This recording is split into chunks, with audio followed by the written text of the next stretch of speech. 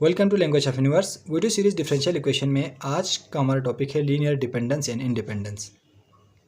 इस वीडियो में हम देखेंगे दो फंक्शन आपस में कब इंडिपेंडेंट होते हैं, कब डिपेंडेंट होते हैं, इंडिपेंडेंट और डिपेंडेंट को चेक करने के कितने तरीके हैं, इजीली अंडरस्टैंड करेंगे by using this example. Okay, differentiation करने से पहले अब हम एक काम करते हैं, एग्जांपल को एक दफ़ा देख लेंगे।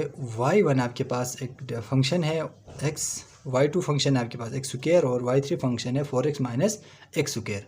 सेट ऑफ मेरे पास यूँ समझे आपके पास फंक्शंस हैं, क्या ये आपस में डिपेंडेंट है या इंडिपेंडेंट है, ये हम देख रहे हैं। अब इंडिपेंडेंट का क्या मतलब है, डिपेंडेंट का क्या मतलब है, इसको समझ लेंगे इस डिफिनेशन से। अ सेट ऑफ फंक्शन, बिल्कुल मेरे पास सेट ऑफ फंक्शन है f1 f2 f3, इसको मैंने नाम आसानी के लिए y1 y2 y3 रख लिया है। इस set to be linearly dependent, हम उसको क्या कहेंगे, लीनियरली डिपेंडेंट कहेंगे उस इंटरवल में if there exist constant c1 c2 not all zero such that c1 f1 plus c2 f2 plus up to cn fn equal to zero. यहाँ से यहाँ तक का जो मतलब है वो ये है, अगर मैं इस होल सारे फंक्शन को क्या कर लूँ, कंबाइन करके लिख लूँ c1 y1 c2 y2 c3 y3।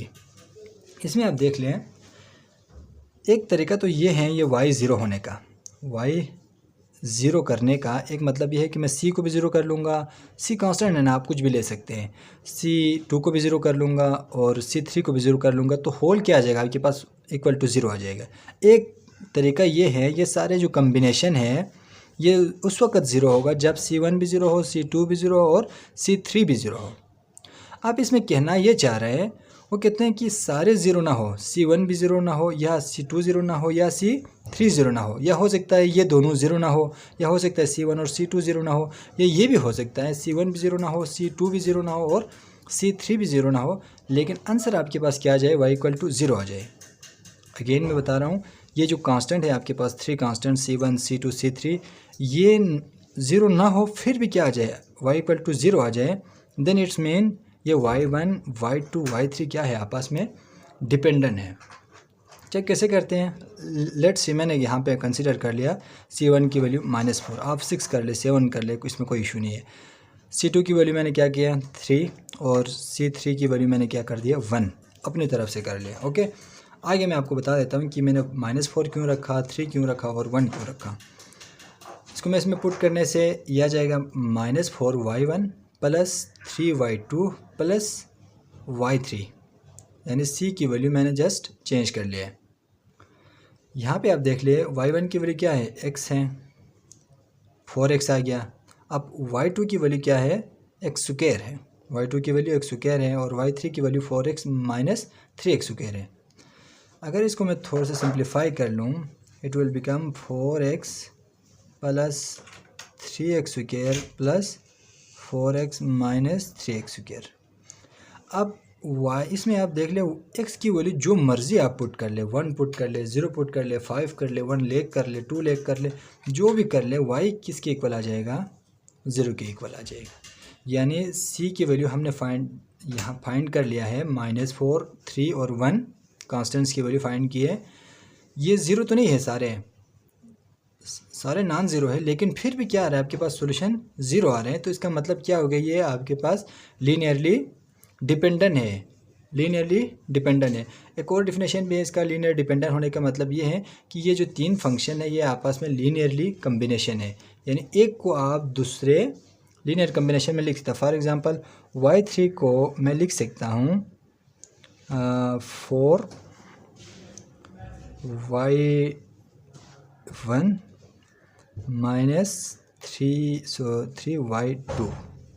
ये आपके पास मैंने क्या किया है, दो फंक्शन को एक के लीनियर कम्बिनेशन में मैंने लिख लिया, तो इसका भी मतलब क्या है, लीनियरली डिपेंडेंट है। ओके, अब लीनियर डिपेंडेंट इस तरह आपको वैल्यूज़ पुट करके चेक करना आपके थोड़ा सा क्या हो जाएगा, थोड़ा क्या बहुत मुश्किल हो जाएगा। तो इसके लिए एक काम है आपके पास, रॉन्स्कियन पे हमने वीडियो बनी हुई है, वो आप देख सकते हैं।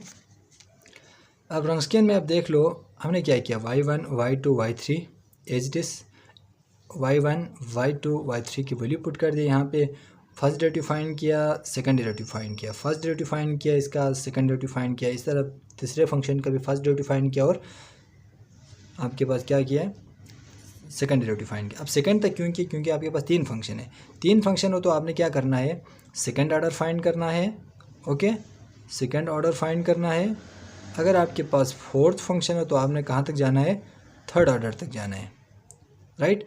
इसको आप इसका डिटरमिनेंट फाइंड कर लो, ज़ीरो कर ले, सारे ज़ीरो हो गया। इसके बाद आप, मैंने इस रो को लिया आसानी के लिए, आप इसको भी ले सकते हैं। तो ये सारा काम करने के बाद यहाँ पे आप देख सकते हैं, ये मैंने ऑलरेडी किया हुआ ताकि आपका टाइम बच जाए। यहाँ से आप देख सकते हैं क्या आ गया, डिटरमिनेंट ज़ीरो आ गया। डिटरमिनेंट ज़ीरो आने का क्या मतलब है, ये जो गिवन फंक्शन है, तीनों फंक्शन लीनियरली डिपेंडेंट है। अब आप कंफ्यूज हो रहे होंगे, यहाँ पे y2 कुछ और रखा हुआ है और यहाँ पे y1 एक ही है, वैसे डिफरेंट तो नहीं है। ओके, पहले लिखा हुआ है, यहाँ पे y1 बाद में लिखा हुआ है और यहाँ पे y1 पहले लिखा है, इतना डिफरेंशिएट है, इतना डिफरेंस है, इसमें कोई और मसला नहीं है। ओके, तो यहाँ रॉन्स्कियन का मतलब लीनियरली डिपेंडेंट और इंडिपेंडेंट को आप रॉन्स्कियन से भी चेक कर सकते हैं। ये चेक करना आपके लिए थोड़ा सा मुश्किल हो जाएगा, समझने के लिए ये हैं, आप चेक आपने क्या करना है, रॉन्स्कियन से ही करना है ताकि आपका काम आसान हो जाए। इसी तरह आपके पास ये दो एक फंक्शन है, इसमें आप देख लो, मैं लिखूँ c1 y1 plus c2 y2, y equal to c1 e power x आ जाएगा प्लस c2 e पावर -2। अब c की वैल्यू में जो मर्ज़ी पुट कर लूँ, जो भी रख लूँ, ज़ीरो के अलावा जो भी रख लूँ, ये कभी भी ज़ीरो नहीं होगा। ये y उस वक्त ज़ीरो हो सकता है, ओनली कब ज़ीरो होगा, जब c1 भी ज़ीरो हो और c2 भी क्या हो, ज़ीरो हो। इसके अलावा कोई भी ऐसी वैल्यू नहीं है जो हम इसमें पुट कर ले c1 और x की और y इक्वल टू ज़ीरो आ जाए। बात समझ आ रहे हैं? अगेन मैं आपको इसको दोहरा रहा हूँ, रिपीट कर रहा हूँ। इसमें आप देखो कि c1 की वैल्यू आप जो मर्ज़ी कर ले, c2 की वैल्यू आप जो मर्ज़ी रख लें, x की वैल्यू पुट करने के बाद भी आपके पास y कभी भी ज़ीरो नहीं होगा। y यहाँ पे ज़ीरो हो सकता है सिर्फ एक ही केस में, क्या है, c1 ज़ीरो हो और c2 ज़ीरो हो। ओके, यहाँ पे कुछ डिफरेंट था, यहाँ पे क्या था, ये c1 c2 c3 ज़ीरो ना भी हो तब भी क्या हो रहा था, होल फंक्शन y ज़ीरो हो रहा था। हमने करके भी देखा है, रंगस्किन से भी देखा है और इसी में भी देखा है। आप इसमें 1 पुट कर ले तो -4 आ जाएगा, +3 आ जाएगा, या तो कैंसिल हो जाएगा, ये तो साथ क्या हुई, आपके पास ज़ीरो आ रहा है, राइट। इसमें आपके पास कोई एक ऐसी वैल्यू है c की जो नॉन ज़ीरो है और फंक्शन होल क्या आ रहा है, लीनियर जो सारे कम्बिनेशन ज़ीरो आ रहे हैं, लेकिन इसमें ऐसा मुमकिन ही नहीं है। इस वजह से हम कहेंगे ये आपके पास इंडिपेंडेंट है, ये आपके पास इंडिपेंडेंट है, ये आपके पास क्या हो जाएगा, डिपेंडेंट है। ओके, ये इंडिपेंडेंट इसलिए है क्योंकि ये लीनियर कम्बिनेशन में एक दूसरे के लीनियर कम्बिनेशन में नहीं लिख सकते हैं, एक बात ये भी हो सकता है। दूसरी बात ये, रंगस्कियन फाइंड कर ले, रंगस्कियन इसमें मतलब होगा डिटरमिनेंट ज़ीरो नहीं आएगा इसमें डिटरमिनेंट आप फाइंड कर ले तो वो zero does not equal to zero आएगा। इसमें तो ज़ीरो आ रहा था, हमने आपको दिखाया भी है। इसमें डिटरमिनेंट क्या हो जाएगा आपके पास,